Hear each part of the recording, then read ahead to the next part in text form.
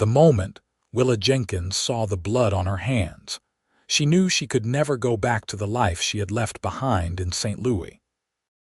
It was late summer in 1873, and the Oklahoma Territory stretched out before her like an endless canvas of burnt orange and deep purple as the sun began its descent toward the horizon.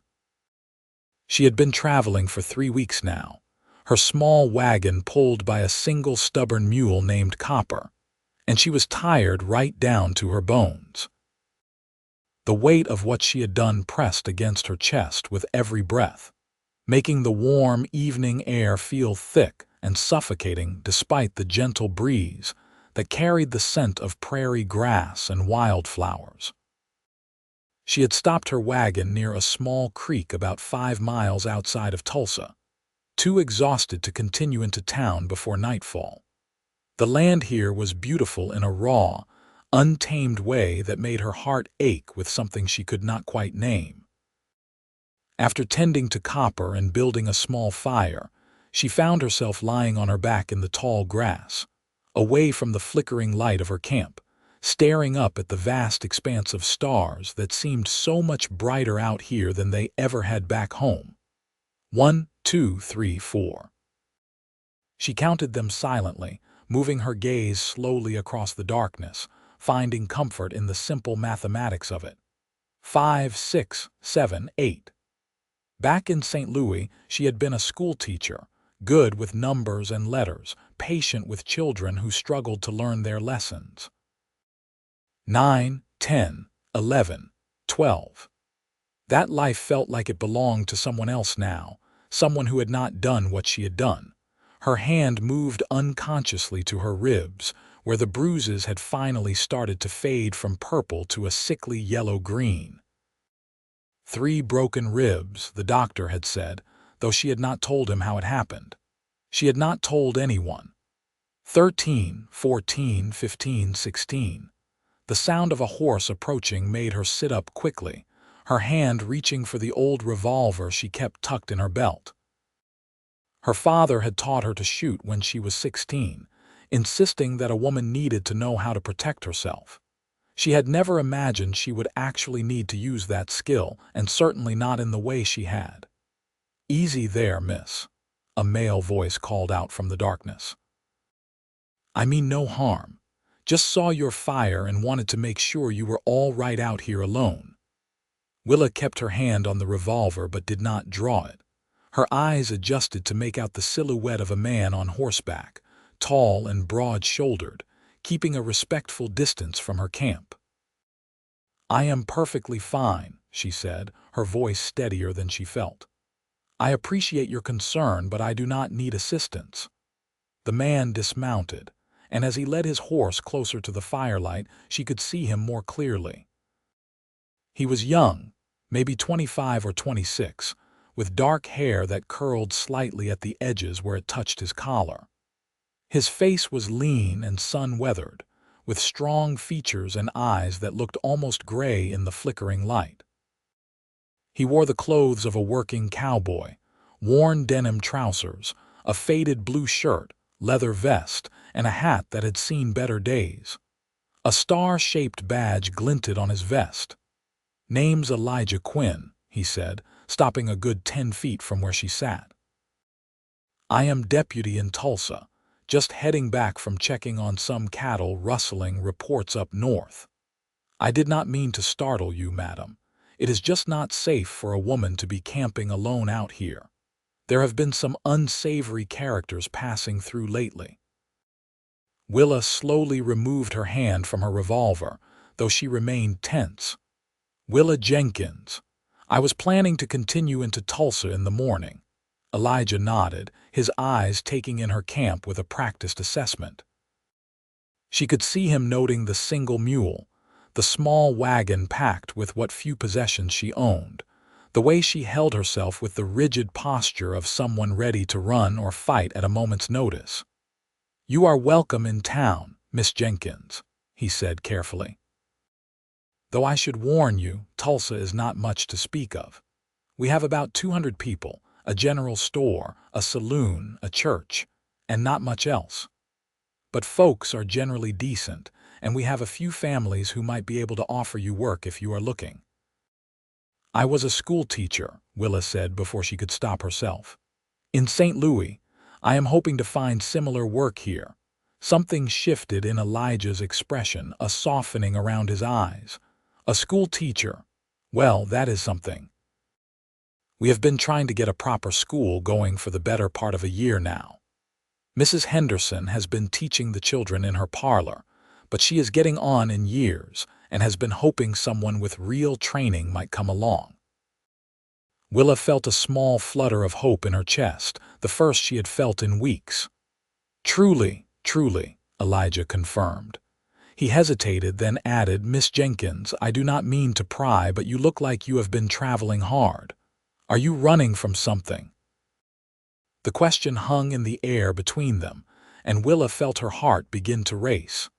She met his eyes and saw no judgment there, only genuine concern and something that looked almost like understanding. "Everyone is running from something, Deputy Quinn," she said quietly. "Is that not why most people come out to the territories?" Elijah studied her for a long moment, then nodded slowly. "I suppose that is true enough. Well, whatever brought you here, I hope you find Tulsa to your liking, and if anyone gives you trouble, you come find me. That is what I am here for." He turned to leave, then paused and looked back at her. "Were you counting the stars when I rode up?" Willa blinked, surprised by the question. "I was. It helps me think." A small smile crossed his face, transforming his serious features into something warmer. "My mother used to do that. She said the stars were God's way of reminding us that there is order in the universe, even when everything feels like chaos." "Your mother sounds like a wise woman." "She was," Elijah said, and there was a note of old grief in his voice. "She passed 5 years ago. Fever took her quick." "I am sorry," Willa said, and she meant it. There was something about this man, this deputy with kind eyes and a gentle manner, that made her want to lower her defenses just a little. "Thank you," Elijah said. He mounted his horse in one smooth motion, settling into the saddle with the ease of someone who had spent most of his life on horseback. "I will see you tomorrow in town, Miss Jenkins. And I meant what I said about coming to find me if you need help, any kind of help."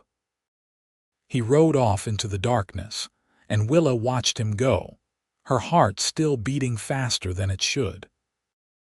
She lay back down in the grass and resumed counting stars, but now her mind kept wandering to gray eyes and a slow smile, to the way he had kept his distance to avoid frightening her, to the sincerity in his voice when he had offered his help.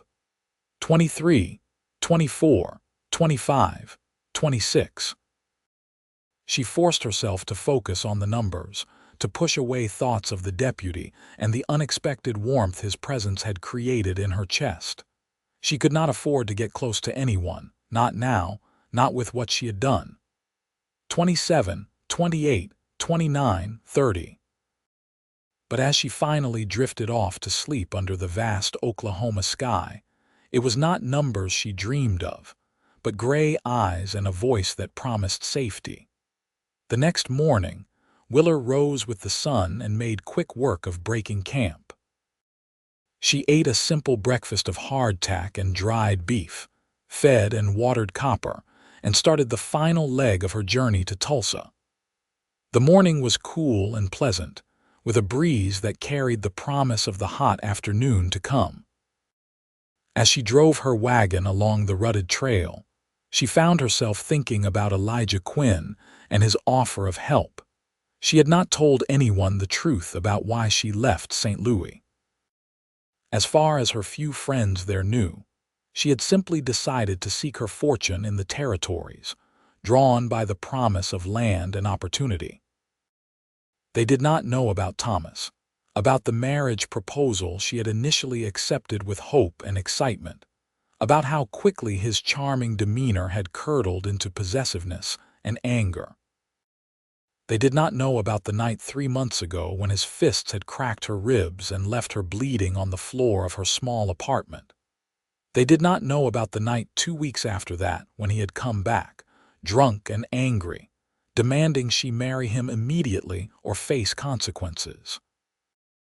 They did not know that when he had grabbed her by the throat and slammed her against the wall, she had reached for the fire poker and swung it with all her strength. She did not know if Thomas was dead. She had run before finding out, grabbing what she could carry and leaving everything else behind. The look in his eyes as he fell, the way his head had hit the floor with a sickening crack, the blood that had pooled beneath him. She had stood there for what felt like hours but was probably only minutes, the poker still in her shaking hands, before her survival instinct finally kicked in and she fled. If he was dead, she was a murderer. If he lived, he would come after her. Either way, she could not stay in St. Louis. Tulsa appeared on the horizon just after noon, a small cluster of wooden buildings squatting in the prairie like a child's toys scattered across a rug. As Elijah had said, it was not much to look at, but there was something appealing about its simplicity, its rawness. This was a place where people came to start over, to build something from nothing. Maybe she could do the same. She drove her wagon down the main street, aware of the curious stares from the townspeople who stopped to watch her pass. A woman traveling alone was unusual enough to warrant attention, especially one driving a wagon loaded with all her worldly possessions. She kept her eyes forward and her back straight, projecting a confidence she did not entirely feel. The general store was easy to spot, its hand-painted sign swinging gently in the breeze. Willa pulled Copper to a stop outside and climbed down from the wagon, her legs stiff from the long drive. As she stretched, she noticed Elijah Quinn standing outside what appeared to be the sheriff's office across the street. He was talking to an older man with a bushy mustache and a silver star on his vest, probably the sheriff himself. When Elijah saw her, he said something to the older man and then crossed the street toward her. "Miss Jenkins," he said, tipping his hat. "You made it. How was the rest of your night?" "Peaceful, thank you," Willa replied. "And the ride was pleasant enough." "Good, good," Elijah said. He seemed slightly nervous, his hands resting on his belt, his weight shifting from one foot to the other. "I was wondering if you might allow me to introduce you to Mrs. Henderson. She is the one I mentioned who has been teaching the children. I think she would be very pleased to meet you." Willa hesitated. She had not expected such immediate attention, and part of her wanted to retreat, to stay anonymous as long as possible. But she needed work, and teaching was the only skill she had that would earn her a living. "That would be very kind, Deputy Quinn. Thank you."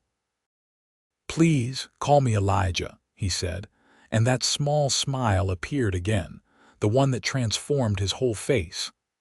"Deputy Quinn makes me sound like my father, and I am not nearly stern enough to pull that off."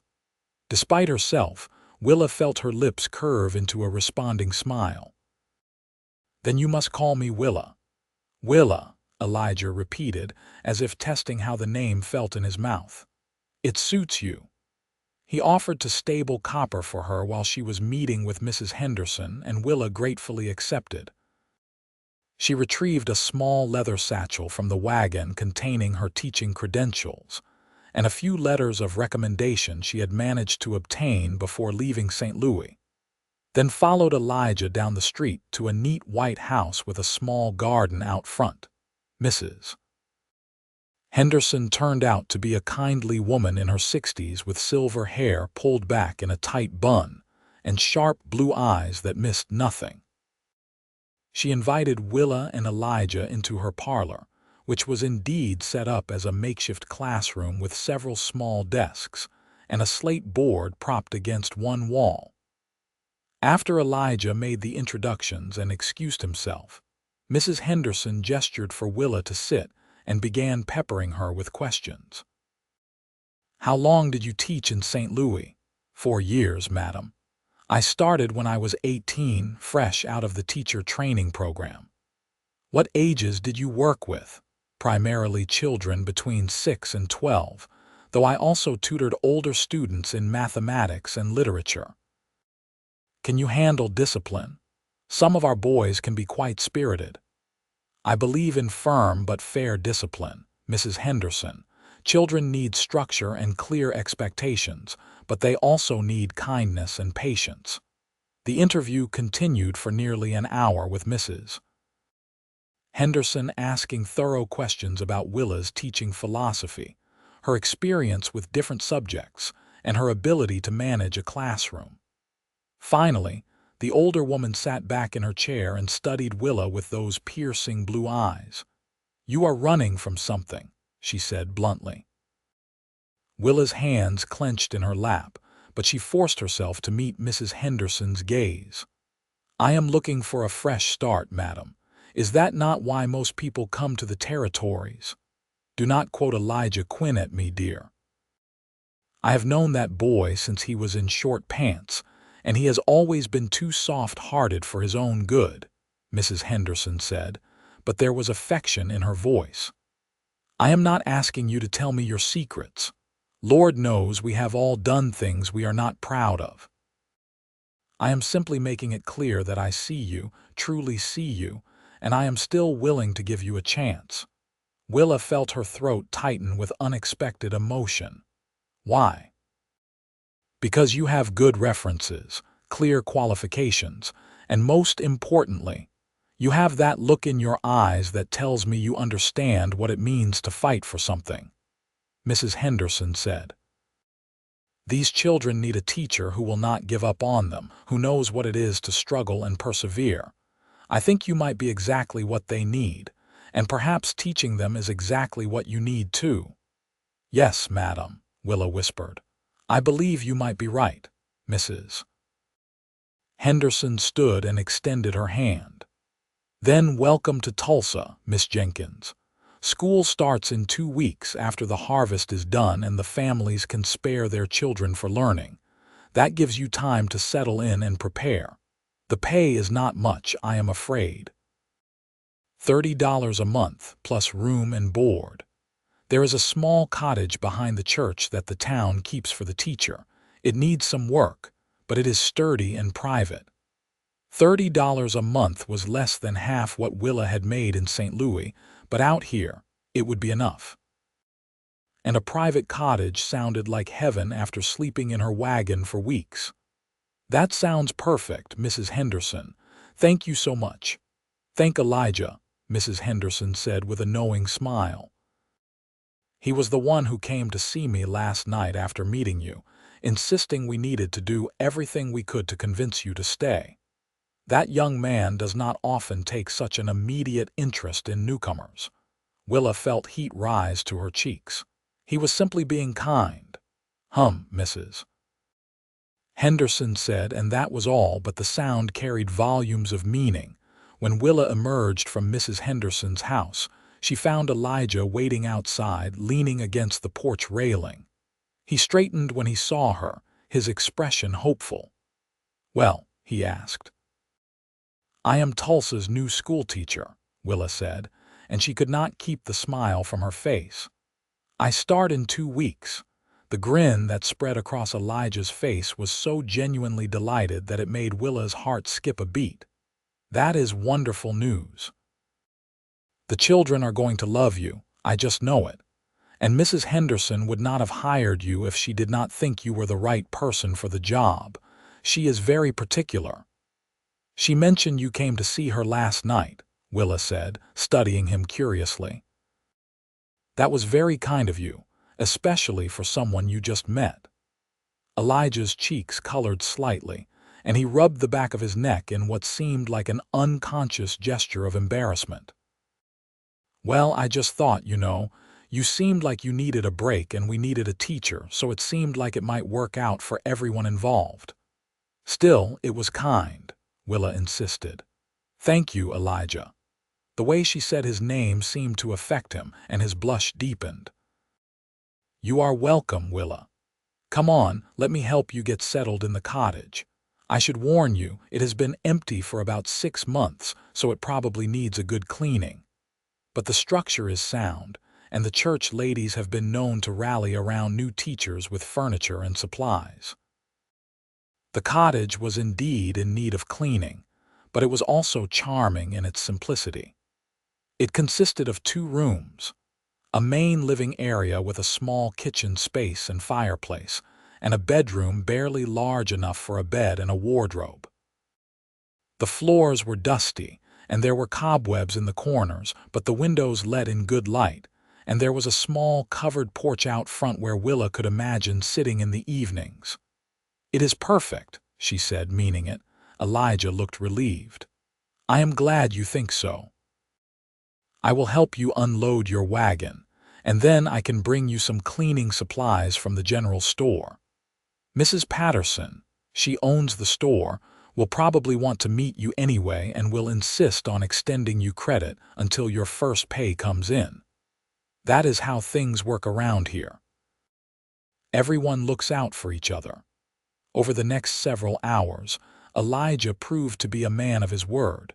He helped Willa unload her wagon, carrying her trunks and boxes into the cottage with ease. He introduced her to Mrs.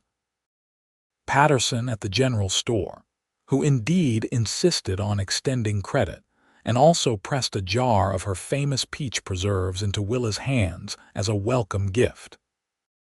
He showed her where the well was, where the church ladies held their weekly meetings, and which families had children who would be attending the school. As the afternoon wore on, Willa found herself relaxing in his presence. Elijah was easy to talk to, with a gentle sense of humor and a genuine interest in what she had to say. He asked her about teaching, about St. Louis, about her journey west, and he was perceptive enough to notice when certain topics made her uncomfortable and smoothly steer the conversation elsewhere. By the time the sun began to set, Willa's cottage was clean, her belongings were unpacked, and she had a fire going in the fireplace to ward off the evening chill. Elijah stood on her porch, his hat in his hands, looking reluctant to leave. "I should let you rest," he said. "You have had a long day." "Thank you for everything, Elijah," Willa said.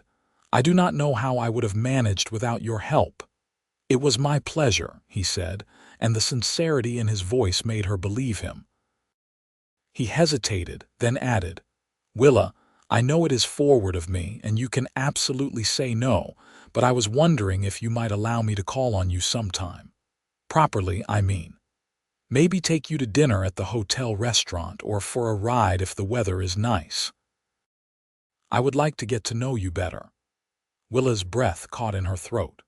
Part of her wanted to say yes immediately, to give in to the pull she felt toward this kind, handsome man who had shown her nothing but consideration and respect. But the larger part of her, the part still haunted by Thomas and what she had done, knew it would be a mistake. "Elijah, I am very flattered," she said carefully, "but I am not in a position to be courted right now. I have just arrived and I need to focus on establishing myself here and preparing for the school term. I hope you understand." She could see the disappointment in his eyes, but he nodded graciously. "Of course, I understand completely, but I hope you know that my offer to help stands regardless. If you need anything at all, you just let me know." "I will. Thank you." After he left, Willa stood on her porch and watched him walk back toward the center of town, his tall figure eventually disappearing into the gathering darkness. Then she lay down in the grass beside her cottage and began counting stars again. 1, 2, 3, 4. But tonight, the numbers did not bring her the same sense of peace they usually did. 5, 6, 7, 8. Instead, she kept seeing gray eyes and a gentle smile. 9, 10, 11, 12. She kept hearing the warmth in Elijah's voice when he said her name. 13, 14, 15, 16. She had come to Tulsa to escape her past, to start over where no one knew what she had done. Getting involved with the deputy of all people would be the height of foolishness. If Thomas was dead, if someone came looking for her, if the law caught up with her, Being close to Elijah would only bring him pain. But oh, how she wanted to say yes. How she wanted to believe that she could have a fresh start, that she could let herself care for someone again, that she could be more than just a woman running from her sins. The stars offered no answers, only their eternal, distant light. Willa counted until her eyes grew heavy, and she finally went inside to sleep in her own bed for the first time in weeks. The next 2 weeks passed in a blur of activity. Willa threw herself into preparing for the school term, cleaning and organizing the makeshift classroom in Mrs. Henderson's parlor, developing lesson plans for students of various ages and skill levels, and meeting with the families whose children would be attending. The town embraced her with a warmth that both touched and terrified her, with women stopping by her cottage with gifts of food and offers of friendship, and men tipping their hats respectfully when they passed her on the street. And through it all, there was Elijah. He did not press his suit, true to his word, but he seemed to have an uncanny ability to be wherever Willa happened to be. When she was at the general store, he would stop in to pick up supplies and strike up a friendly conversation. When she was walking back to her cottage in the evening, he would happen to be finishing his rounds and offer to escort her safely home. When she was working in the classroom, he would find some excuse to stop by, whether it was to fix a loose floorboard or to check that the windows locked securely. It should have felt intrusive, but somehow it did not. Elijah never overstepped, never made her feel uncomfortable or obligated. He simply made himself available, a steady, reassuring presence in her new life. And despite her best intentions, Willa found herself looking forward to these encounters, found herself disappointed on the rare days when she did not see him. She learned things about him in bits and pieces.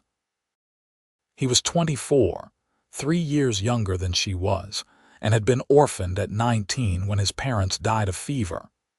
He had worked as a ranch hand for several years before the previous sheriff, a man named Walter Hughes, had taken him on as a deputy. He loved horses and was known as one of the best riders in the territory. He had never been married or even seriously courted anyone, which surprised Willa given how handsome and kind he was.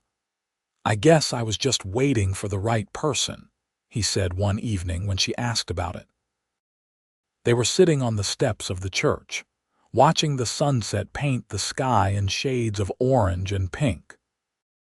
"My father always said you know when you have met the right person because everything suddenly makes sense, like all the scattered pieces of your life finally fit together into a clear picture." Willa's heart ached at his words. That sounds like something from a poem. "My father was a romantic," Elijah said with a fond smile. "My mother used to tease him about it, but you could tell she loved it. He would bring her wildflowers for no reason, write her little notes and hide them in places where she would find them throughout the day. He treated every day with her like a blessing. They sound like they were very happy together." "They were," Elijah agreed. He turned to look at her, and the expression in his eyes made her breath catch. "I want that, Willa. I want what they had. And I know you said you were not ready to be courted, and I am respecting that.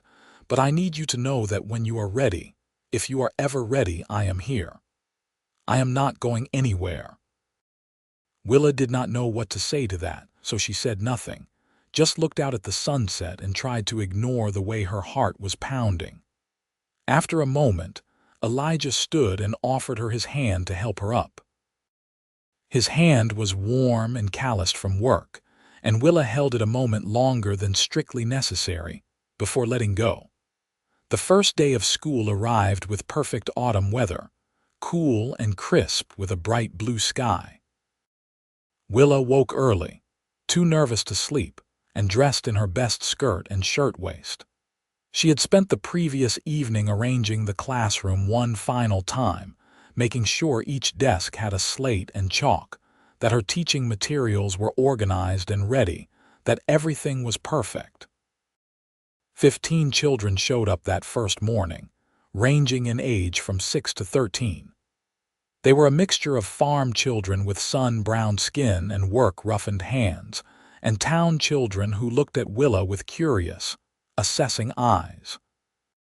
She introduced herself, learned their names, and began the process of evaluating their skill levels in reading, writing, and arithmetic. By the end of that first week, Willa knew she had found her place. Teaching these children, seeing their faces light up when they mastered a difficult concept, hearing them laugh at her jokes, watching them help each other with their lessons. It filled something in her that had been empty for a long time. This was purpose, this was meaning, this was redemption in its own small way. And every day, Elijah would find some reason to stop by, usually around the time school let out. He would lean against the door frame and watch her tidy up the classroom, or he would offer to walk her home, or sometimes he would bring small gifts. A handful of wildflowers, a book he thought she might enjoy, a new slate pencil when hers wore down to a nub. "You are courting me," Willa said one afternoon, exasperated and charmed in equal measure. "Even though I asked you not to." "I am not courting you," Elijah protested, but there was a twinkle in his eye that suggested otherwise. "I am simply being a good neighbor and a responsible deputy, making sure our school teacher has everything she needs." "Elijah." "Yes, Willa. Why are you being so patient with me?" The question seemed to catch him off guard. He was quiet for a long moment, his expression growing serious. "Because whatever you are running from, whatever you are afraid of, I can see that it hurt you. And I would rather wait a lifetime for you to heal than rush you into something before you are ready." Tears pricked at Willa's eyes, and she blinked them back furiously. "You do not even know me, not really. How can you be so sure I am worth waiting for?" "Because I see the way you are with your students," Elijah said simply. "I see how patient you are with the ones who struggle, how you celebrate even the smallest victories, how you make each child feel seen and valued. I see how you have thrown yourself into becoming part of this community, how you help Mrs. Patterson at the store on weekends, how you have started teaching some of the women to read in the evenings. I see your kindness, your strength, your fierce intelligence. And yes, I also see your fear, your pain, the way you sometimes look over your shoulder like you expect someone to appear. But none of that makes me want you any less.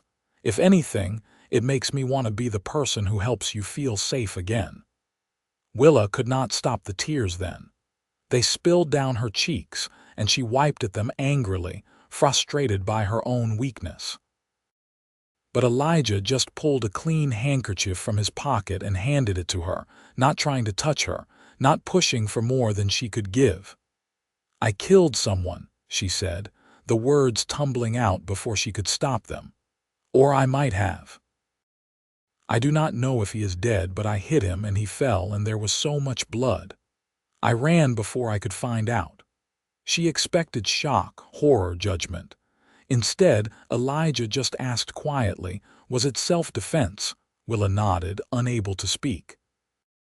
"Then you did what you had to do to survive," Elijah said. "And that is not the same as murder, Willa. That is just survival. The law might not see it that way." "Maybe not," Elijah acknowledged, "but I do, and I am the law here." Those simple words, "I am the law here," should not have made her feel as safe as they did. But they did. They made her feel protected in a way she had not felt since before everything went wrong with Thomas. "His name was Thomas Whitmore," Willa said, needing to tell someone, needing to finally speak the truth out loud. "We were engaged. He seemed so charming at first, so attentive. But after I accepted his proposal, he changed. He became possessive, controlling. He did not like me teaching, said a wife of his should not work. He did not like my friends, said they were a bad influence. He started making decisions for me without asking, spending my money, planning our wedding without my input. She paused, gathering her courage. When I tried to break off the engagement, he became violent. The first time he apologized, said it would never happen again. But of course it did. It kept happening, and each time was worse. I tried to leave, but he always found me, always convinced me to give him another chance. Until the night he broke my ribs and I realized that if I did not get away, he was going to kill me. "So you left," Elijah said. "It was not a question. I left. But he found me again, showed up at my apartment drunk and angry. He was yelling about how I belonged to him, how I could not just leave him, how he would make sure I never taught again if I did not marry him immediately. Then he grabbed me by the throat, and I could not breathe, and all I could think was that I was going to die. So I grabbed the fire poker and I swung it as hard as I could. He went down, hit his head on the floor. There was blood everywhere. I stood there for I do not know how long, just staring at him, at what I had done. Then I packed what I could carry and I ran. How long ago was this? Almost 2 months now. I have been checking every newspaper I can find, looking for any mention of it, but I have not seen anything. I do not know if that means he is alive or if it just means no one cares enough to make a fuss." Elijah was quiet for a long time, processing what she had told him. Finally, he said, "Willa, look at me." She forced herself to meet his eyes, expecting to see disgust or fear or disappointment. Instead, she saw compassion and determination. "You are not a murderer," he said firmly. "You were defending your life against someone who had hurt you repeatedly and was actively trying to harm you again. Any reasonable court would see that as self-defense. But more than that, the man you describe, this Thomas Whitmore, he sounds like a bully and an abuser who got exactly what he deserved. I am not sorry you defended yourself. I am only sorry you had to go through that alone. You are not going to turn me in. Turn you in for what? For surviving. For escaping from a man who was hurting you." Elijah shook his head. "No, Willa, I am not going to turn you in, and if this Thomas fellow shows up here looking for you, he will have to go through me first." The relief that flooded through Willa was so intense it made her dizzy. She had been carrying this secret for so long, this fear and guilt and shame, and now she had shared it with someone and the world had not ended. Elijah did not hate her. He did not think she was a monster. He understood. "Thank you," she whispered. "Thank you for listening, for not judging me." "There is nothing to judge," Elijah said. "And Willa, I meant what I said before. I am not going anywhere. Whenever you are ready, whatever you need, I am here." That night, Willa lay in her bed and stared at the ceiling, her mind whirling with everything that had happened.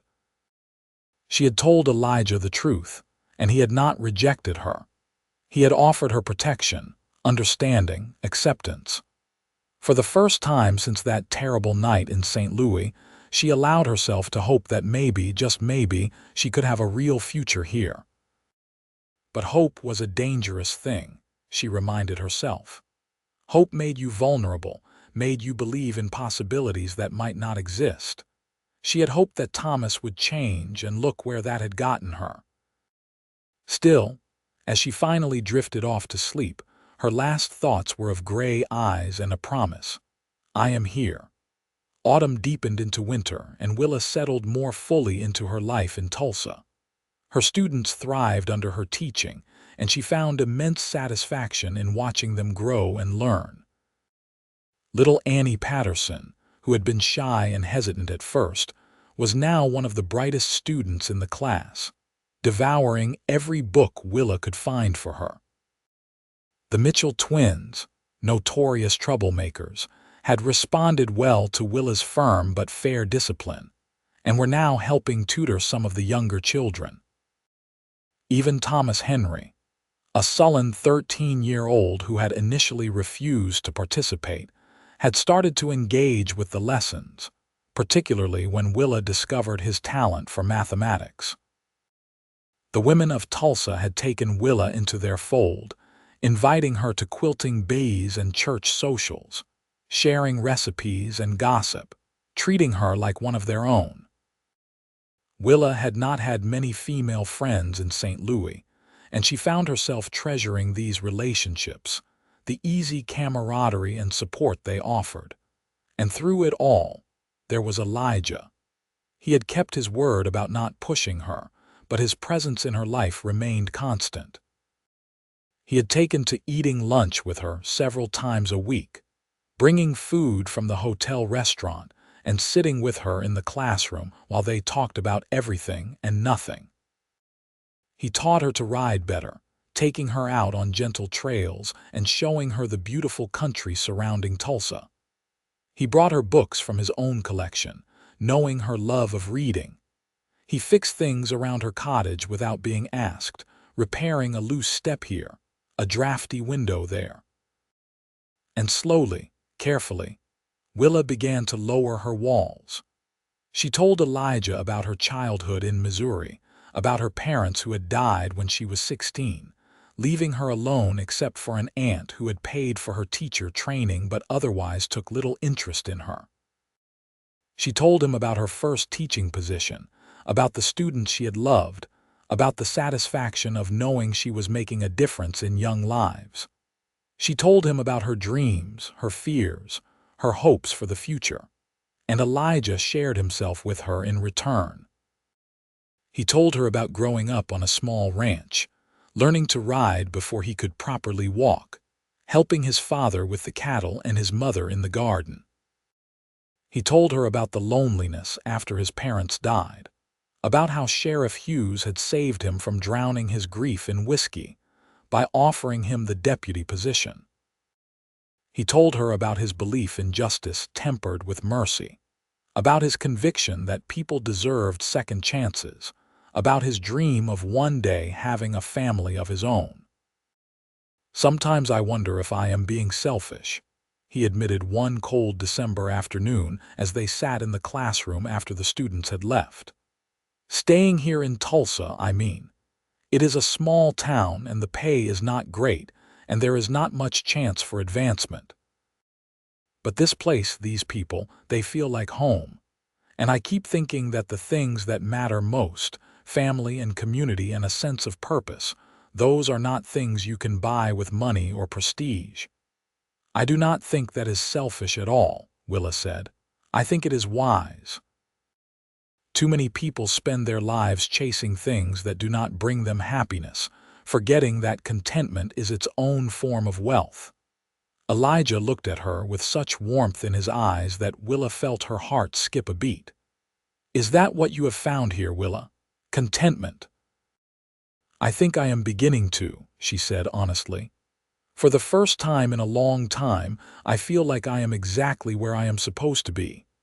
"I am glad," Elijah said softly.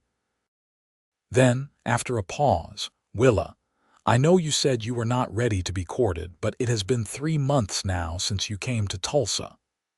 I am not trying to pressure you, but I would really like to know if there is any chance that you might feel the same way about me that I feel about you." Willa's breath caught. This was the moment she had been both anticipating and dreading. The truth was, she had developed strong feelings for Elijah. She thought about him constantly, looked forward to seeing him, felt safer and happier when he was near. But admitting that felt like jumping off a cliff, not knowing if she would fall or fly. "How do you feel about me?" she asked, needing to hear him say it. Elijah did not hesitate. "I am in love with you, Willa. I have been since the night I found you counting stars." I know that probably sounds crazy, falling in love with someone so quickly, but it is the truth. You are everything I did not know I was looking for. You are smart and kind and brave, and when I am with you, I feel like the best version of myself. I want to build a life with you if you will let me. I want to wake up next to you every morning and fall asleep holding you every night. I want to support your teaching and celebrate your victories and comfort you when things are hard. I want to give you the kind of love and respect you deserve, the kind that lifts you up instead of tearing you down. Tears were streaming down Willa's face again, but this time they were not tears of pain or fear. They were tears of relief, of joy, of finally allowing herself to believe that she could have this. "I am in love with you too," she whispered. "I have been fighting it because I was so afraid, but I cannot fight it anymore. I love you, Elijah Quinn. I love your kindness and your patience and the way you make me feel safe. I love how you care about this town and these people. I love your terrible jokes and the way you always seem to know when I need someone to talk to. I love you, and it terrifies me, but I cannot deny it any longer." The smile that broke across Elijah's face was like the sun coming out from behind clouds. He stood up and crossed to where she sat, then gently cupped her face in his hands, giving her every opportunity to pull away. When she did not, when she leaned into his touch instead, he bent down and kissed her. It was soft and sweet and perfect, a kiss that spoke of promises and possibilities, of patience rewarded and hope fulfilled.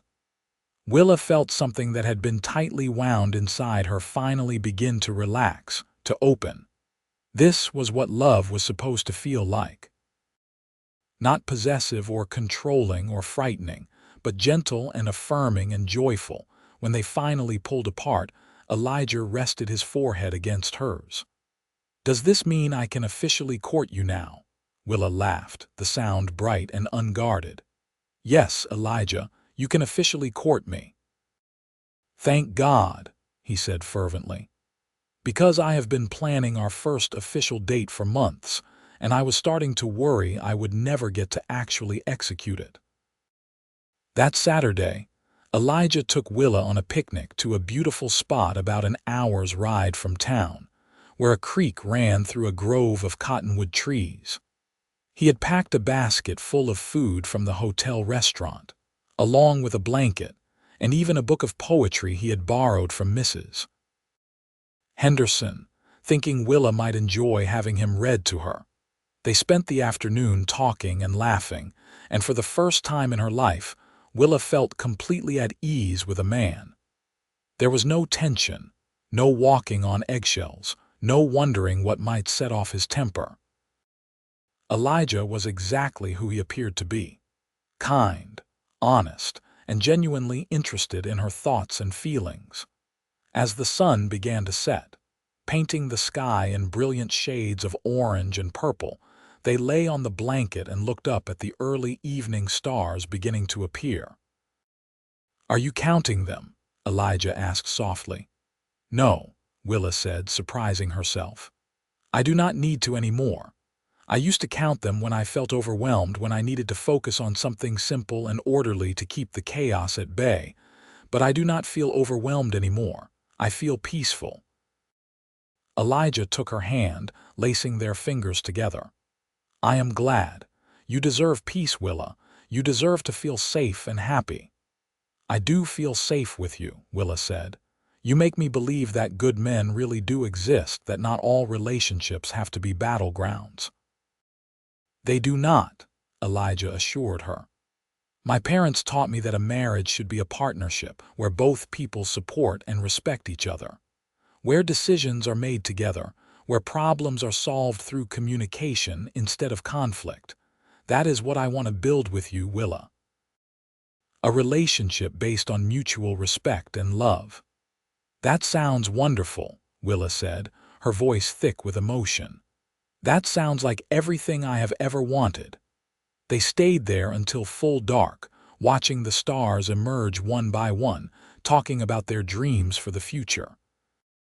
Elijah spoke about wanting to eventually become sheriff when Walter Hughes retired, about his hope to expand the law enforcement in the territory, to be more focused on helping people than just punishing them. Willa talked about her plans for the school, about wanting to establish a lending library for the town, about her dream of eventually opening a Sunday school to teach adults to read. By the time they rode back to Tulsa that night, Willa knew with absolute certainty that she wanted to spend the rest of her life with this man. It was too soon to say such things out loud, but she felt it in her bones, in her heart, in every fiber of her being. Winter gave way to spring, and Willa and Elijah's courtship continued to deepen. They became a familiar sight around Tulsa, walking together in the evenings, attending church services side by side, partnering at social events. The town watched their romance bloom with approval and anticipation, with Mrs. Patterson already speculating about wedding dates and Mrs. Henderson making pointed comments about how lovely June was for a ceremony. But beneath the surface of Willa's happiness, there remained a thread of fear. She had still seen no news about Thomas, had no idea if he was dead or alive, if he was looking for her, or if he had simply moved on. The uncertainty gnawed at her, particularly as her feelings for Elijah grew stronger. She wanted to give herself fully to this relationship, to this future they were building together, but part of her remained guarded, waiting for the other shoe to drop. Then, on a warm April afternoon, it finally did.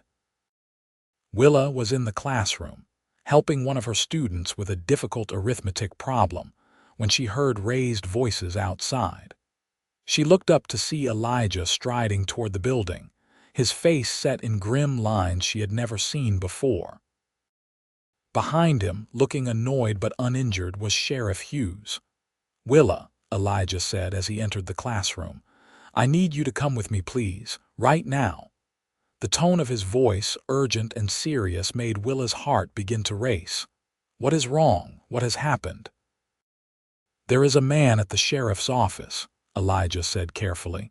"He is asking about you, says his name is Thomas Whitmore, says you are his fiancé and that you stole from him and ran away." The world seemed to tilt sideways.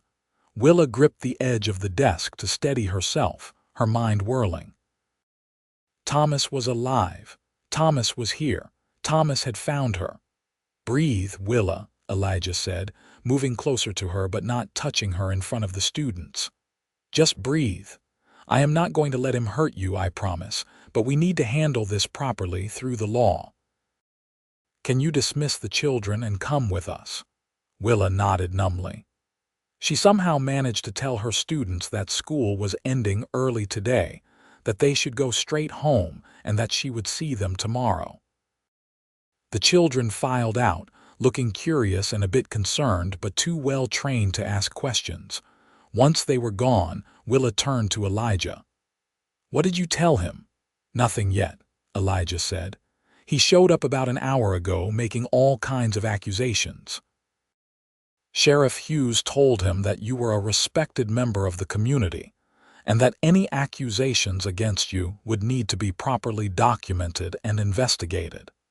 He is waiting at the office now, and he is not happy about having to wait."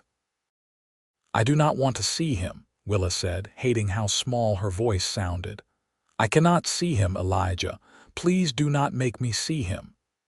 "You do not have to see him if you do not want to," Elijah assured her. "But Willa, we need to deal with this. We need to hear what he is claiming and address it head on. Otherwise, he is going to keep causing problems." Willa knew he was right, but that did not make it any easier. She let Elijah and Sheriff Hughes escort her to the sheriff's office, her legs feeling like they might give out at any moment. When they entered, she saw Thomas immediately, and the sight of him made bile rise in her throat. He looked different than she remembered. Thinner, harder, with a scar on his forehead that had not been there before. That must have been where he hit his head when he fell. He was dressed well, in a suit that probably cost more than Willa made in 3 months, and he stood with the arrogant posture of someone used to getting his way. When he saw her, his face twisted into an expression that might have been relief or anger or some combination of both. "Willa. Thank God I found you. I have been searching for months. When you ran away, I was so worried. Are you all right? Did someone hurt you?" His words were all concern, but his eyes told a different story. They were cold and calculating, assessing her and the situation, looking for weaknesses to exploit. "I did not run away," Willa said, forcing herself to speak clearly despite the tremor in her voice. "I left. There is a difference." "Willa, sweetheart, you were confused, upset. I know I made mistakes, but we can work through them. Come home with me and we will start over. I forgive you for hitting me, for taking my mother's jewelry. I just want us to be together like we planned." "I did not take your mother's jewelry," Willa said, "and I am not going anywhere with you." Thomas's expression hardened. "You are my fiancé. We have a legal agreement.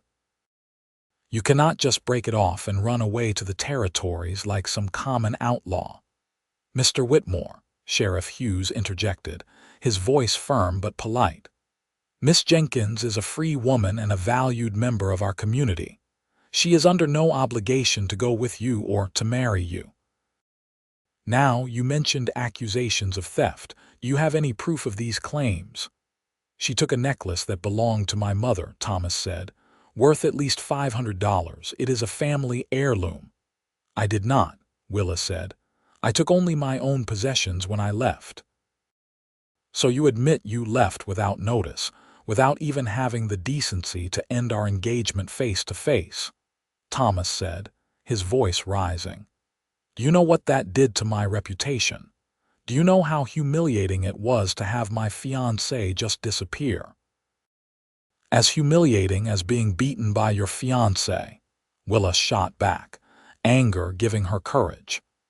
"As humiliating as having your ribs broken because you dared to express an opinion he disagreed with. As humiliating as being told you are worthless and stupid and should be grateful anyone would want to marry you." Thomas's face flushed red.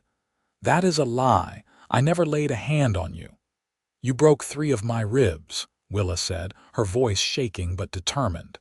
"You gave me a black eye. You split my lip. You bruised my throat so badly I could not speak properly for a week. And the night I left, you tried to strangle me, and I defended myself the only way I could." "She is delusional," Thomas said to Sheriff Hughes, but there was a note of panic creeping into his voice. "Clearly, she has had some kind of breakdown. She needs to come back with me so I can get her proper care." "I am not going anywhere with you," Willa repeated, "and I am not delusional. Everything I said is true, and I have the medical records to prove it. This was a bluff." Willa had never gotten the doctor in St. Louis to officially document her injuries, too ashamed to admit what was happening. But Thomas did not know that, and she saw uncertainty flicker across his face. "Even if what you are saying is true, which I deny," Thomas said, "you still assaulted me. I have the medical records to prove that. You hit me with a fire poker hard enough to fracture my skull. I could have died. That is attempted murder, Willa."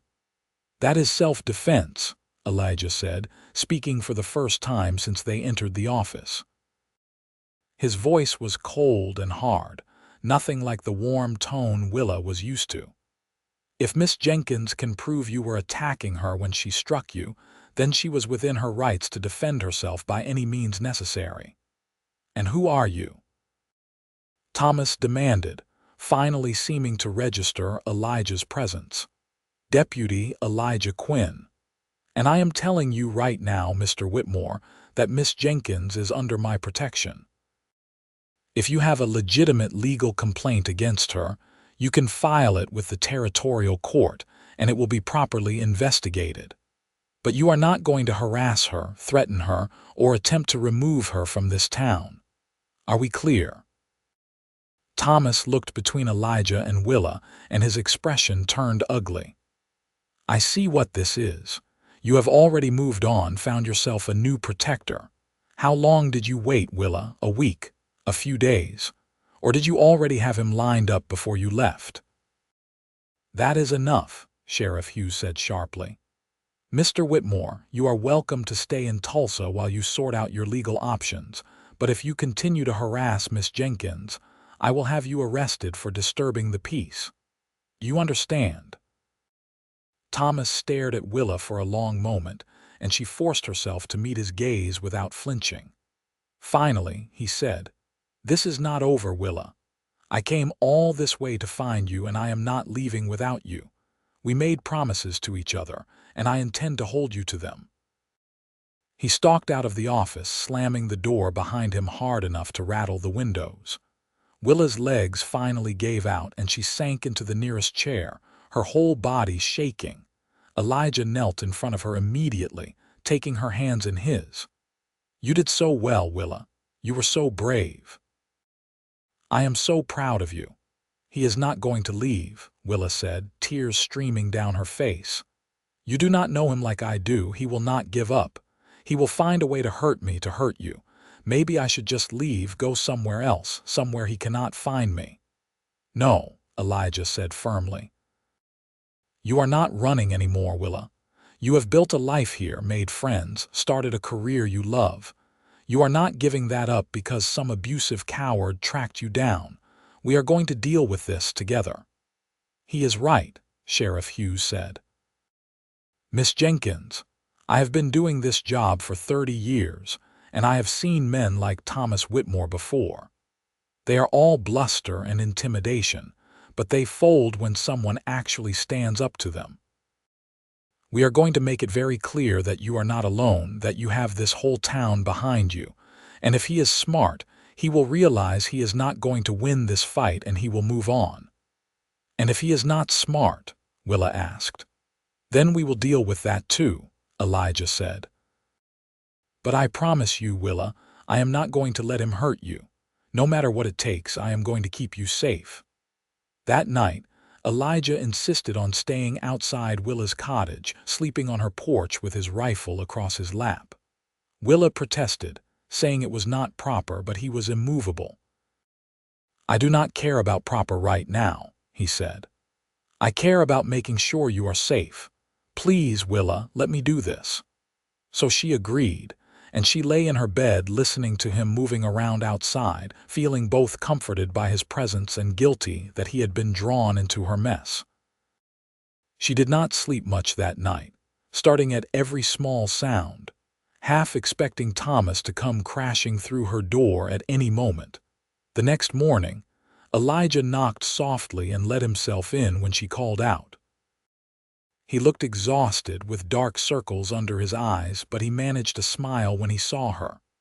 "Good morning," he said. "How did you sleep?" "Not well," Willa admitted. "You look terrible. Did you sleep at all?" "A little," Elijah said. "Do not worry about me. I am more concerned about you." "Are you up for teaching today, or would you rather take a day off?" "I need to teach," Willa said. "My students need normalcy, and so do I. Hiding in my cottage is not going to solve anything." "All right," Elijah agreed. "Then I am going to walk you to school, and I am going to be checking on you throughout the day. And when school ends, I am walking you home again. That is non-negotiable." Over the next few days, a pattern emerged. Thomas remained in Tulsa, staying at the small hotel on Main Street, making a point of being visible. He would stand across from the school and watch Willa through the windows. He would follow her when she walked to the general store or the church. He never approached her directly, never said anything threatening, but his presence was a constant weight, a reminder that he was there, and he was not leaving. The town rallied around Willa in a way that both touched and humbled her. The women of Tulsa made sure she was never alone, with someone always stopping by the school or inviting her to dinner or finding excuses to walk with her. The men, taking their cue from Elijah, made it clear that Thomas was being watched, that any attempt to harm Willa would be met with swift retaliation. But the stress was taking its toll. Willa found herself jumping at shadows, sleeping poorly despite her exhaustion, losing weight because she had no appetite. She could see the worry in Elijah's eyes every time he looked at her, and she hated that she was putting him through this. "I am sorry," she said one evening as they sat in her cottage. Elijah had taken to spending his evenings there, ostensibly to protect her but really just to be close to her, to offer what comfort he could. Sorry for what? Elijah asked. For bringing this into your life. For making you deal with my problems. If I had just stayed away from you, kept my distance like I originally planned, you would not be caught up in all this mess. Elijah set down the book he had been reading and moved to sit beside her on the small sofa. Willa, look at me. She did, seeing nothing but love and determination in his eyes. I would not want to be anywhere else, he said firmly. I love you, and that means dealing with the hard things as well as the good things. You did not bring this into my life. Thomas Whitmore did, by being an abusive man who cannot accept that he has lost control over you. None of this is your fault, do you understand? None of it. I just feel so helpless, Willa whispered. I do not know how to make him leave, how to make him understand that I am never going back to him. We will figure it out, Elijah promised. Together. The standoff might have continued indefinitely if Thomas had not overplayed his hand. 2 weeks after his arrival in Tulsa, he made his move. It was a Saturday evening, and Willa was walking back from the church, where she had been helping to organize donated books for the lending library she was trying to establish. Elijah was supposed to meet her there, but he had gotten delayed dealing with a minor dispute at the saloon. Willa had assured him she would be fine walking the short distance back to her cottage alone, especially since it was not yet full dark. She was about halfway home when Thomas stepped out of an alley, blocking her path. Willa's heart leaped into her throat and she took a step back, her hand moving toward the small knife she had started carrying in her pocket. Willa, please, Thomas said, holding up his hands in a gesture meant to be placating. I just want to talk. 5 minutes, that is all I am asking. I have nothing to say to you, Willa said, proud of how steady her voice was. Get out of my way, Thomas. 5 minutes, Thomas repeated. Then I will leave you alone, I promise. I will leave Tulsa, go back to St. Louis, and you will never have to see me again. I just need you to hear me out. Willa knew she should refuse, should call for help, should do anything except agree to talk to him. But the promise that he would leave if she just heard him out was too tempting to resist. Fine. 5 minutes. But we stay right here in the open where people can see us. Thomas's jaw tightened, but he nodded. Fair enough. Willa, I am sorry. I know I hurt you and I know what I did was wrong, but I have changed. I have been seeing a doctor in St. Louis, working on my temper, trying to be a better man. I love you, and I want another chance to prove that I can be the husband you deserve. I do not believe you, Willa said bluntly. You have said similar things before, after every time you hurt me. It never lasted. This time is different, Thomas insisted. I almost died when you hit me, Willa. I was unconscious for 2 days. When I woke up, I realized how close I had come to losing everything. It changed me. I swear to you I am not the same man I was. Maybe you are not, Willa said. But it does not matter, Thomas. I do not love you. I do not want to be with you. I want you to leave me alone and let me build a life here. Thomas's expression hardened. With him? With that deputy? Do you really think he is any different than me? Do you think he actually cares about you, or do you think he just sees a convenient opportunity? A woman alone, vulnerable, easy to manipulate. Elijah is nothing like you, Willa said sharply. He has shown me nothing but respect and kindness. He has never tried to control me or hurt me or make me feel small. He is a good man, which is something you will never understand. I am a good man, Thomas snarled, his mask of civility slipping. I gave you everything. I was going to give you a beautiful home, a respected position in society, financial security. And you threw it all away to come to this God-forsaken place and teach a bunch of dirty farm children. You are an idiot, Willa. You always were. Your 5 minutes are up, Willa said, trying to step around him. But Thomas grabbed her arm, his fingers digging in hard enough to bruise. I am not done talking, he said. Let go of me, Willa demanded, trying to pull away. But Thomas's grip only tightened. "You are coming with me," Thomas said, his voice low and dangerous. "Right now. I have a horse waiting at the edge of town. We are going back to St. Louis, and you are going to tell everyone that this was all a misunderstanding, that you were confused and I helped you come to your senses. And if you fight me, if you make a scene, I will make sure that deputy of yours pays the price. Do you understand?" Before Willa could respond, before she could scream or pull out her knife, a voice cut through the air like a whip. "Let her go. Now." Both Willa and Thomas turned to see Elijah standing a few feet away, his hand resting on the revolver at his hip.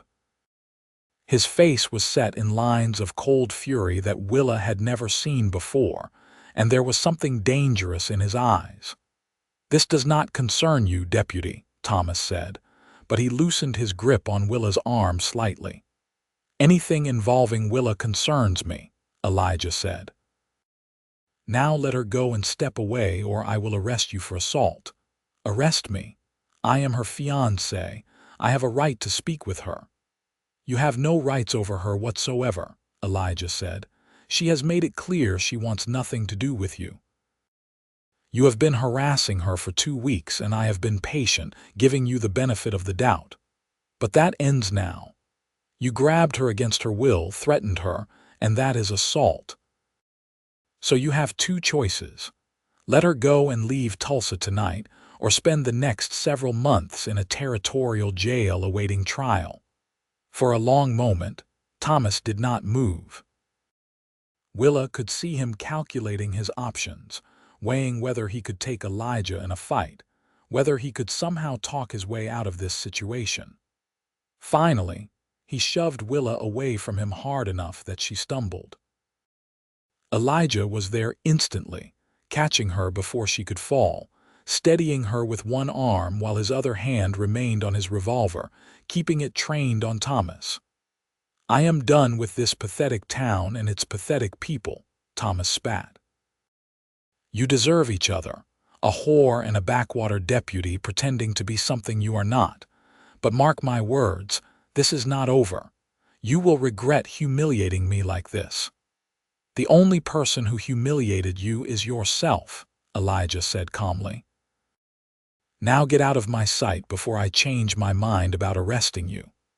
Thomas glared at them both for a long moment, then turned and stalked away. Elijah kept his hand on his revolver until Thomas disappeared from view, then turned his full attention to Willa. "Are you all right? Did he hurt you?" "I am fine," Willa said, though she was shaking. "He grabbed my arm, but I am fine." Elijah gently pushed up her sleeve to reveal the red marks already darkening into bruises. His jaw tightened, and Willa could see him fighting to control his anger. "I should have arrested him," he said. "I should not have let him leave." "I just want him gone," Willa said. "I do not care about justice or punishment. I just want him out of my life." "Then let us make sure he actually leaves," Elijah said. He escorted Willa back to her cottage, made sure she was safely inside, then went to the hotel to personally ensure that Thomas checked out and left town. He returned an hour later to report that Thomas had indeed departed, heading east on the road back toward Missouri.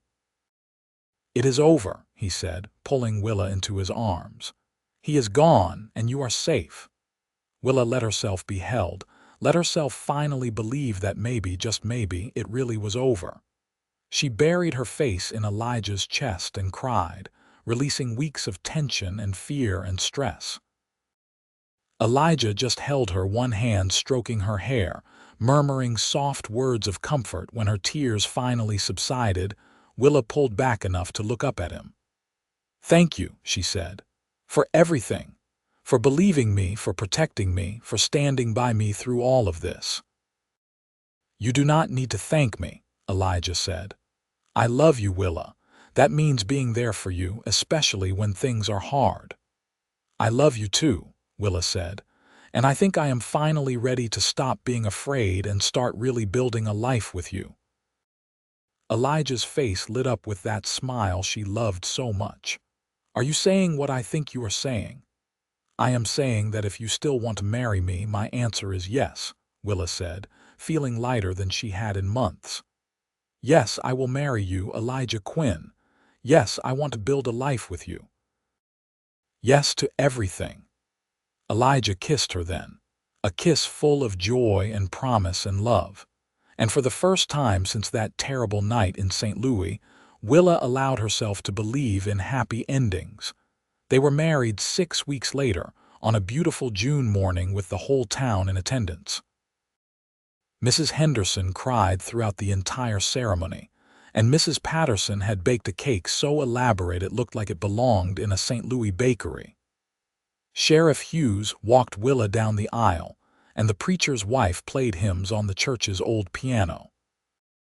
Willa wore a simple white dress that the women of the town had helped her sew, and Elijah wore his best suit, looking so handsome it made her heart ache. As they stood before the preacher and exchanged vows, promising to love and honor each other for the rest of their lives, Willa felt a sense of rightness settle over her. This was where she was supposed to be. This was who she was supposed to be with. After the ceremony, there was a reception in the town square with food and dancing and celebration that lasted well into the evening. As the sun began to set, Elijah pulled Willa away from the crowd, leading her to a quiet spot at the edge of town where they could see the sky beginning to fill with stars. "I have something for you," he said, pulling a small wrapped package from his pocket. "I wanted to give it to you in private." Willa unwrapped it to find a beautiful leather-bound journal with her new initials, WQ, embossed on the cover. "Elijah, it is beautiful. I thought you could use it to record your lesson plans or your thoughts or whatever you want," Elijah said. "I know how much you love to write, and I want to support that. I want to support everything that brings you joy." Willa felt tears prick at her eyes. "Thank you. This is perfect." They stood there for a while in comfortable silence, watching the stars emerge one by one. Finally, Elijah said, "Are you going to count them?" Willa smiled and shook her head. "No, I do not need to anymore. I have you." "You do," Elijah agreed, pulling her close. "And I have you, and I count that as the greatest blessing of my life." They stood there, wrapped in each other's arms as the Oklahoma sky filled with countless stars. And Willa, who had once counted them to keep chaos at bay, now had no need for such measures. She had found peace, safety, and love in the arms of a cowboy who counted his blessings that she came. The early years of their marriage were full of simple joys and hard work. Elijah continued his duties as deputy, and 2 years after their wedding, when Sheriff Hughes finally retired, Elijah was appointed as his replacement. The promotion came with more responsibility, but also a better salary, which allowed them to start saving toward their dream of buying a small ranch just outside of town. Willa continued teaching, and her school became a source of pride for the town. Several of her early students went on to attend university, something that would have been impossible without her tutelage. She also succeeded in establishing the lending library she had dreamed of, housed in a small room attached to the church, where anyone in town could borrow books free of charge. Their lives fell into comfortable rhythms. Mornings began with breakfast together in their small house, the cottage having been expanded with the help of their friends into something more substantial. Elijah would head to the sheriff's office while Willa prepared for her school day. They would meet for lunch several times a week, and in the evenings, they would take walks together, talking about their days and making plans for their future. 3 years into their marriage, Willa discovered she was pregnant. The news filled them both with excitement and terror in equal measure. They had talked about having children, had both wanted a family, but the reality of it was overwhelming. "What if I am a terrible mother?" Willa fretted one evening as they sat on their porch, watching the sunset. "What if I do not know how to do this?" Then we will figure it out together, Elijah said, placing his hand gently on her still flat stomach. Just like we have figured out everything else. And honestly, Willa, you are so good with your students. I have no doubt you will be an amazing mother. That is different. I can send my students home at the end of the day. Elijah laughed. Fair point, but I still believe in you, in us. We are going to be good parents. Their son was born on a cold January morning in 1877 after a long and difficult labor that left Willa exhausted but triumphant. They named him Samuel Elijah Quinn, after Elijah's father, and from the moment Willa held him in her arms, she was completely in love. Samuel was a healthy, happy baby with his father's gray eyes and his mother's dark hair. Elijah proved to be a devoted father, always ready to walk the floor with a crying infant or change diapers, or simply sit and stare at his son with wonder in his eyes. I never knew I could love someone this much, he said one night as he rocked Samuel to sleep. Between you and him, my heart is so full it feels like it might burst. I know exactly what you mean, Willa said, watching her husband with their son and feeling a surge of love so intense it brought tears to her eyes. Willa took a year off from teaching to focus on Samuel, though she found herself missing the classroom more than she expected. When Samuel turned 1, she arranged with Mrs. Patterson to watch him during school hours, allowing her to return to teaching part-time. It was not a perfect solution, and there were days when juggling motherhood and her career felt impossible. But Elijah was endlessly supportive, picking up slack at home and never making her feel guilty for wanting to continue her work. When Samuel was 3, Willa became pregnant again. This time, they welcomed a daughter whom they named Elena Rose, after Willa's mother. Elena was different from Samuel from the start, more serious and observant, with Willa's sharp intelligence and Elijah's steady temperament. Samuel adored his baby sister, insisting on helping with everything from feeding to bathing, much to his parents' amusement. Life was full and busy and sometimes overwhelming, but it was also deeply satisfying. Willa had built the life she never dared to dream of back in St. Louis, surrounded by people who loved her, doing work that mattered, married to a man who treated her like an equal partner. They did eventually buy their small ranch, a modest property about 3 miles outside of Tulsa with a sturdy house and enough land for a few horses and cattle. They kept their house in town as well, using the ranch as a weekend retreat and a place where their children could run free and learn about ranching life. Samuel grew up to be a thoughtful, studious boy who loved reading and had a particular talent for mathematics. Elena was more adventurous, always getting into mischief, always asking questions about how things worked.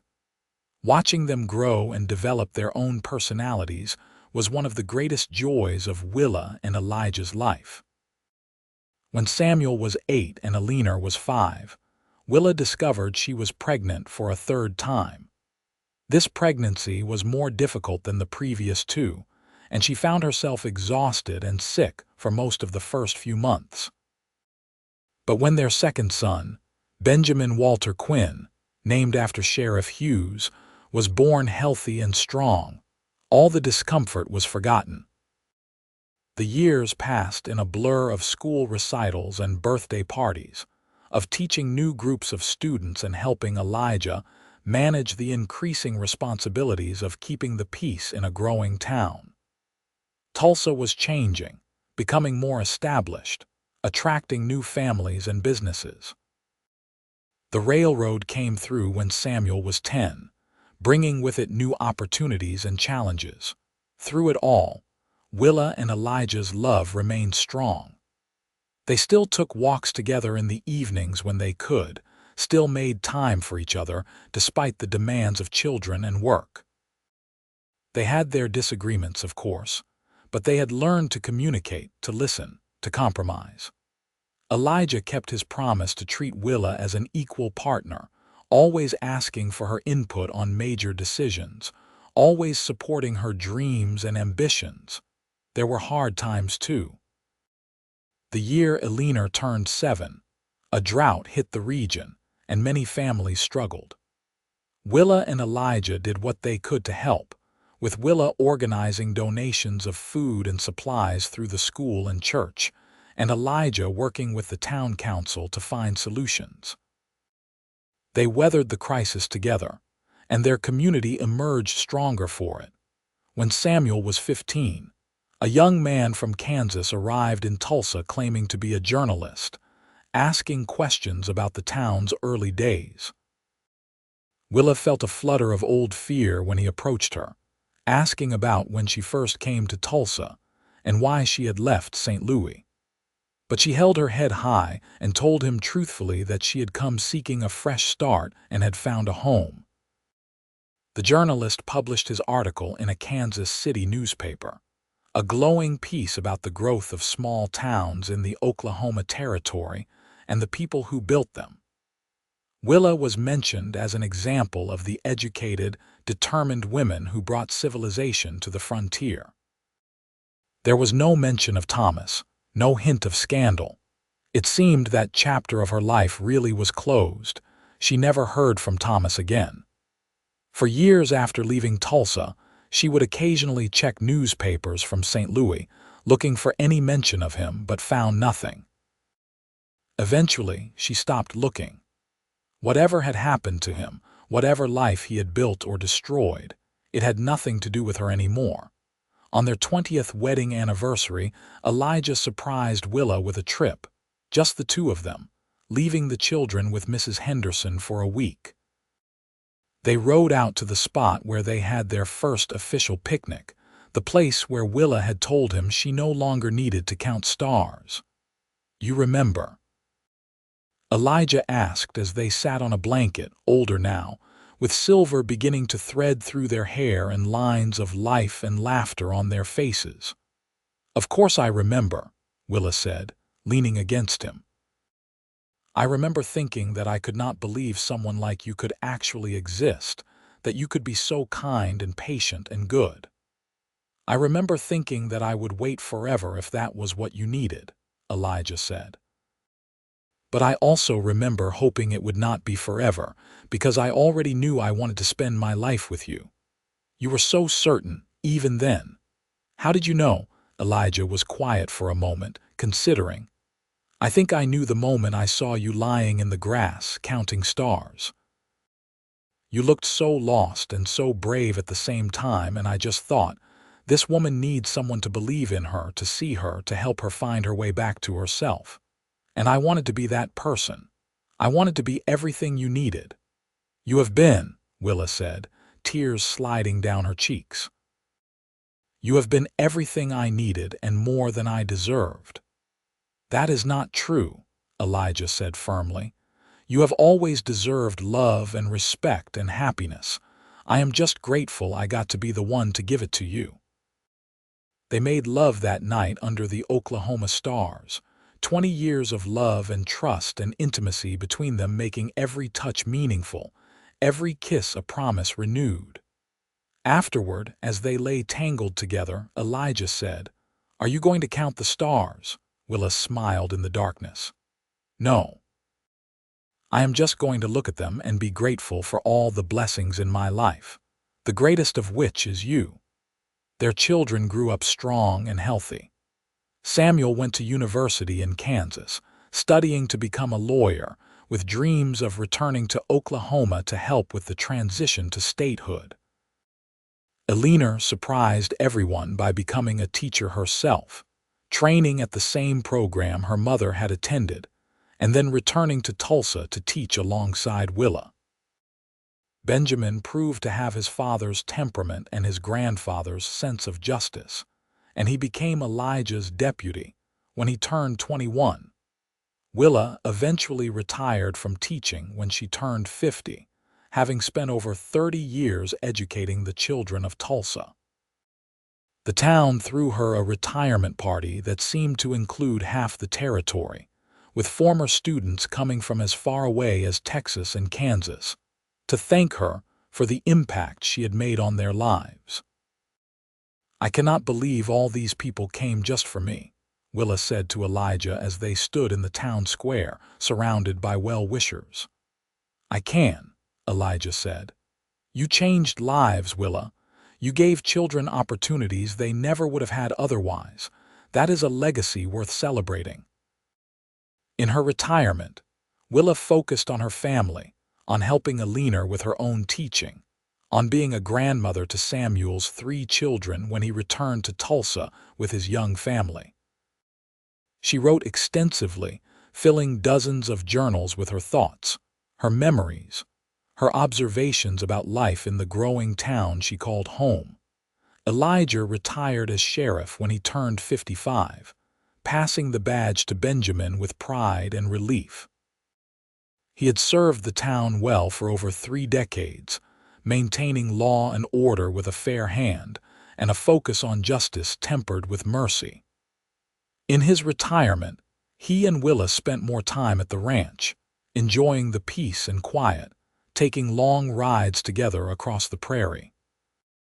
One evening, when they were both in their 60s, sitting on the porch of their ranch house watching the sunset, Elijah said, "Do you ever think about where you would be if you had not come to Tulsa?" Willa considered the question. "Sometimes, but I cannot really imagine it.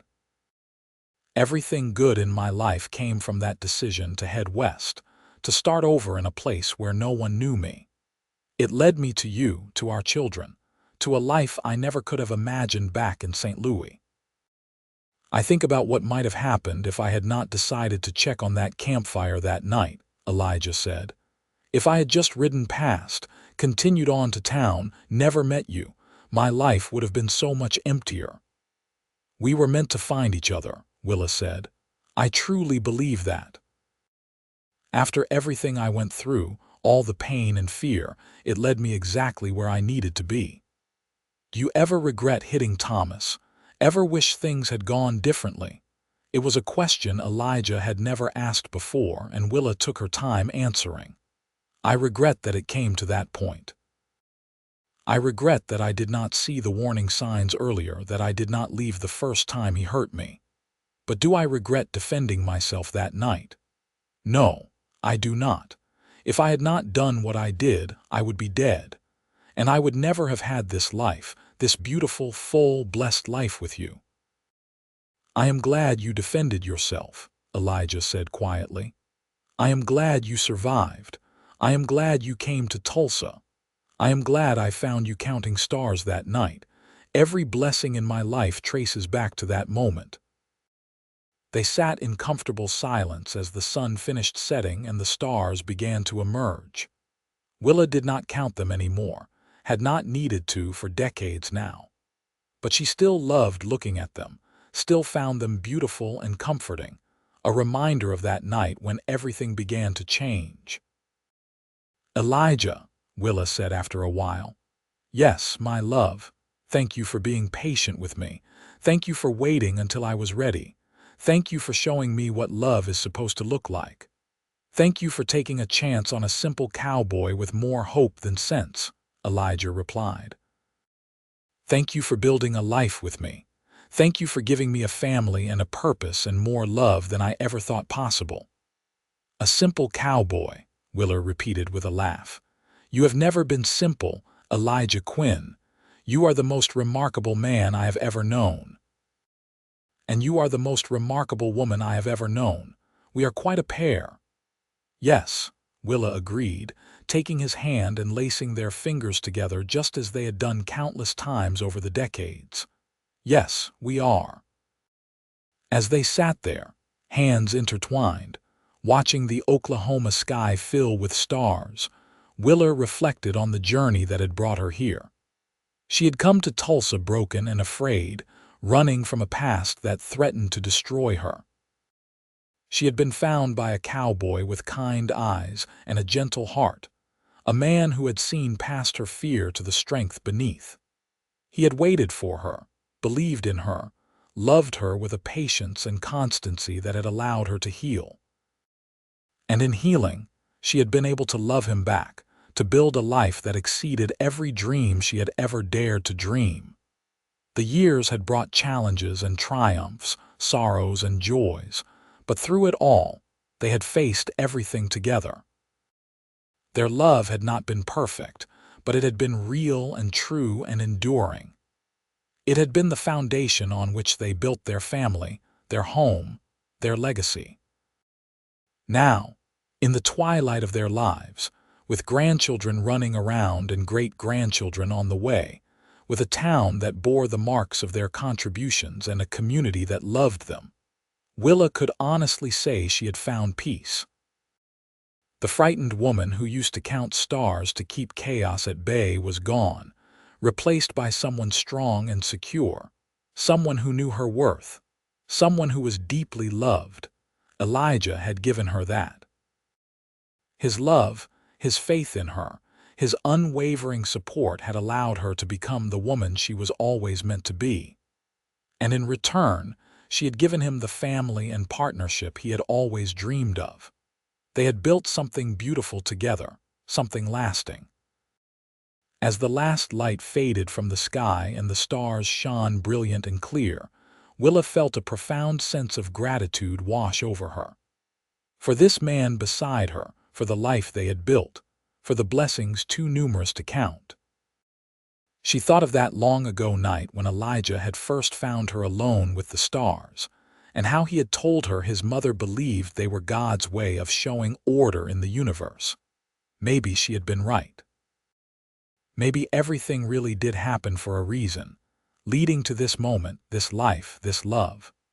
Willa did not know for certain, but she did know that she was grateful, so grateful, for every twist and turn that had brought her to Tulsa, to Elijah, to this beautiful life under the Oklahoma stars. And that was enough. They lived many more happy years together, Willa and Elijah, growing old gracefully, surrounded by the love of their children and grandchildren and great-grandchildren. They remained devoted to each other until the end, still holding hands, still taking walks when they could, still stealing kisses and sharing private jokes. When Elijah passed away peacefully in his sleep at the age of 78, with Willa beside him, his last words were, "I love you. Meeting you was the greatest blessing of my life." Willa lived 2 more years after that, kept going by her family and her determination to see Samuel's youngest daughter graduate from the university. On quiet evenings, she would sit on the porch of the ranch house they had shared and look up at the stars, and sometimes, just sometimes, she would count them again. Not because she needed to manage chaos or fear, but because it reminded her of the night everything changed. The night a cowboy with kind eyes had found her alone with the stars, and had seen not a broken woman running from her past, but a beautiful soul waiting for someone to help her find her way home. And when Willa finally closed her eyes for the last time, surrounded by 3 generations of family who loved her, her final thought was one of profound gratitude. For the stars that had witnessed her lowest moment and her greatest blessings. For the town that had given her sanctuary and purpose. For the students whose lives she had touched. For the children and grandchildren who carried her legacy forward. But most of all, for the cowboy who had counted his blessings that she came, who had loved her with patience and devotion, who had shown her that happiness was not just possible but within reach, who had taken her hand and walked beside her through all the years of their life together, never wavering, never giving up, always believing in the power of their love. She had found him counting stars alone, but she left this world surrounded by love, her story complete, her life fulfilled, her heart at peace. And that, more than anything, was the true blessing. Not that she had survived her past, but that she had found the courage to embrace her future. Not that she had run from Thomas, but that she had run toward Elijah. Not that she had counted stars to manage fear, but that she had stopped counting them because she had found something better. She had found love. Real, true, enduring love. And in the end, that was all that mattered. The town of Tulsa never forgot Willa and Elijah Quinn. Years after they were both gone, their story became part of local legend, told and retold to new generations. The school where Willa taught was eventually named in her honor. The sheriff's office, where Elijah had served, displayed his badge and his photograph prominently. Their children and grandchildren carried on their legacy, staying in the area, contributing to the community, teaching their own children about the remarkable love story of their ancestors. About the woman who came west running from her past and the cowboy who helped her build a future. About how sometimes the darkest moments in life lead to the brightest blessings. And on clear nights, when the Oklahoma sky was filled with stars too numerous to count, families would sit on their porches and look up at the heavens and remember. Remember that everyone deserves a second chance. Remember that love can heal even the deepest wounds. Remember that sometimes the most ordinary moments, like finding someone counting stars alone, can change the entire course of a life. The end.